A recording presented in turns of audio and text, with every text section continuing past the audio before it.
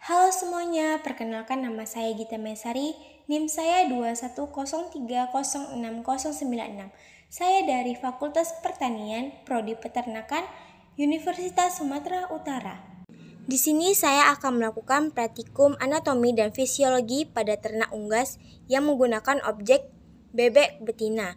Nah, adapun klasifikasi ilmiahnya, yang pertama ada Kingdom Animalia, Phylum Chordata, kelas Aves, Ordo Anseriformes, famili Anatidae, genus Anas atau Cairina, spesies Anas platyrhynchos atau Cairina moschata. Perkenalkan, nama saya Gita Maisari. Di sini saya akan menjelaskan bagian eksternal pada bebek. Terdapat caput atau kepala, kolum atau leher, truncus atau badan, ekstremitas anterior atau sayap, ekstremitas posterior atau kaki, dan caudal atau ekor. Nah, kita akan menjelaskan bagian caput. Di caput terdapat rostrum, yaitu alat yang berfungsi untuk mematuk makanan. Nah, rostrum itu terbagi menjadi dua, yaitu maksila, rahang atas, dan mandibula, rahang bawah. Nah, kemudian ada nares anteriotes, yaitu lubang hidung yang berfungsi sebagai alat pernapasan pada bebek. Kemudian ada organovisus atau alat penglihatan pada bebek yang mempunyai dua kelopak mata yang berfungsi untuk berkedip ke atas dan ke bawah. Terdapat porus acousticus externos, yaitu lubang telinga yang berfungsi sebagai alat pendengaran pada bebek. Kemudian ada cervix yang menghubungkan antara caput dengan truncus. Kemudian di bagian truncus terdapat bulu yang menutupi seluruh bagiannya. Menurut anatominya, bulu terbagi menjadi tiga. Yang pertama ada plumae, yaitu bulu yang berukuran besar. Nah, plumae ini terdiri menjadi tiga bagian. Yang pertama ada calamus atau batang atau tangkai bulu yang melekat pada follicle kulit. Kemudian ada rachis atau sap, lanjutan dari calamus ini. Nah, itu dia merupakan penyokong dari vesiculum. Kemudian ada vesiculum vane yang atau disebut dengan bendera bulu yang memiliki sisi kanan dan kiri. Kemudian yang kedua tuh terdapat bulu plumulae, yaitu bulu yang berukuran lebih kecil dari plumae. Nah, yang ketiga terdapat bulu filoplumae, yaitu bulu yang berukuran kecil. Nah, menurut letaknya bulu terbagi menjadi tiga bagian juga. Yang pertama ada tetriches, yaitu bulu yang menutupi bagian badan, ini dia. Kemudian ada ventrices, yaitu bulu yang berada pada pangkal ekor. Nah, ini dia. Kemudian ada remiger, yaitu bulu yang berada pada sayap. Ini. Kemudian ada paraterum, yaitu bulu yang menutupi pada bahu. Ini. Kemudian ada alas puria atau alula, bulu yang menempel pada ibu jari yang di sini. Nah, kemudian kita akan masuk ke bagian ekstremitas anterior, yaitu pada bagian ini sayapnya. Nah, pada bagian ekstremitas anterior terdapat humerus, yaitu tulang lengan. Humerus ini tulang lengan. Kemudian ada radius, tulang pengumpil di sini. Kemudian ada ulna. Ulna itu atau tulang hasta. Yang ketiga ada osma carpalia, yaitu tulang pergelangan tangan. Terus ada metacarpas, yaitu persatuan antara tulang carpalia dengan tulang metacarpas atau tulang telapak tangan.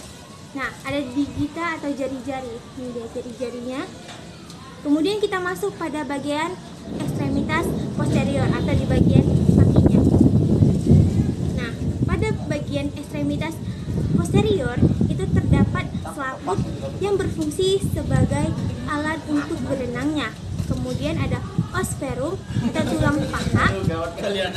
Terus ada patella, tulang lutut kecil ini. Kemudian ada tibiotarsus, bagian kaki lengan atau lengan kaki. Terus ada fibula, bagian belakang lengan kaki ini. Terus terdapat tersul metatarsus, yaitu tulang telapak seperti ini. Terus terdapat phalanges atau tulang jari phalanges. Nah, kemudian kita akan membahas tentang sistem pencernaan.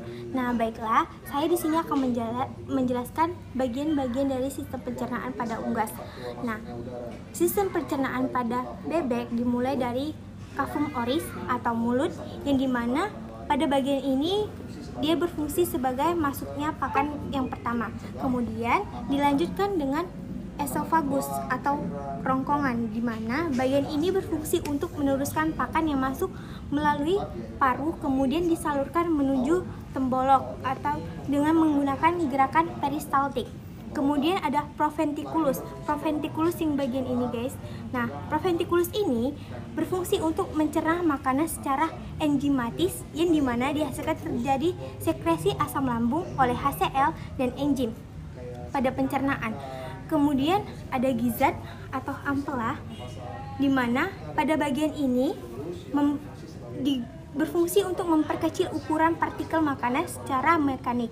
Nah, kemudian ada intestitum atau usus nih guys, intestitum atau usus. Nah, di bagian ini terdapat 3 bagian, yaitu duodenum, ini guys duodenum, ini jejunum atau usus kosong, dan ileum atau usus ileum ini guys, yang panjang ini ileum atau usus penyerapan. Nah, di antara duodenum duodenum terdapat pilosur atau pankreas yang berfungsi untuk mensekresikan makanan yang masuk ke usus. Nah, kemudian pada jejunum ini berfungsi untuk meneruskan sisa penyerapan zat-zat makanan yang terjadi di duodenum ini, guys. Setelah itu, pada bagian ileum yang panjang ini, guys, di ileum ini berfungsi untuk menyerap makanan menggunakan jaringan fili-fili. Nah, pada usus ini, serat-serat makanan yang telah dicerna berubah warna menjadi agak sedikit gelap daripada di duodenum ini, guys, dan di jejunumnya. Nah, kemudian ada empedu, guys. Empedu ini yang warna hijau ini. Empedu ini dia berfungsi untuk penyerapan lemak dan membantu penyerapan vitamin yang larut dalam lemak A, D, E, dan K. Nah, dan memiliki sifat antiseptik untuk memecah lemak. Kemudian ada hati, guys, yang dimana fungsi utama hati dalam pencernaan dan absorpsi adalah produksi empedu. Ada seka nih, guys. Seka itu atau sekum merupakan tempat terjadinya proses pencernaan fermentatif. Kemudian ada kolon. Kolon itu dia berfungsi untuk tempat sementara. Oh, ini kolon, guys. Ini dia berfungsi untuk tempat penyimpanan sementara kotoran. Nah, ada kloaka. Terakhir ada kloaka, guys. Di sini kloakanya dia berfungsi sebagai untuk tempat keluarnya kotoran. Kemudian kita masuk ke sistem pernapasan. Sistem pernapasan dimulai dari nares atau lubang hidung sebagai tempat keluar masuknya udara. Yang kedua dari cavum oris atau mulut. Ketiga dari glotis, lubang yang terdapat di bagian laring, yang berfungsi sebagai katup yang bekerja untuk membuka dan menutup untuk mencegah makanan tertelan, cairan, dan benda asing lainnya masuk ke paru.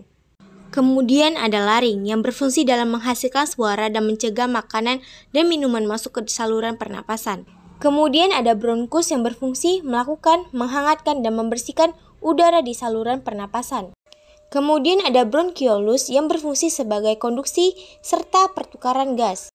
Selanjutnya terdapat paru-paru yang berfungsi sebagai tempat pertukaran oksigen dan karbon dioksida. Akan menjelaskan sistem urogenital pada bebek, yang dimulai dari ginjal. Ginjal ini, guys. Di bagian ginjal ini ada 2 ginjal. Bukan.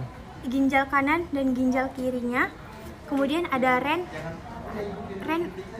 atau ginjal ini dia berfungsi untuk bertanggung jawab dalam untuk ekskresi sebagai sistem metabolisme pada bebek dan mengatur hemostasis. Kemudian ada ductus deferens, ureter atau saluran membawa urin menuju ke kloaka. Di sini, guys, di dekat sini.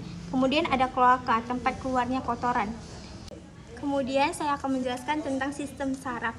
Nah, di sini saya akan menjelaskan yang terakhir sistem saraf. Sistem saraf pada bebek dimulai dari cerebrum atau otak besar. Terus masuk ke cerebellum atau otak kecil yang berfungsi di mana untuk mengendalikan gerakan dan menjaga keseimbangan serta mengatur posisi dan koordinasi gerakan tubuh.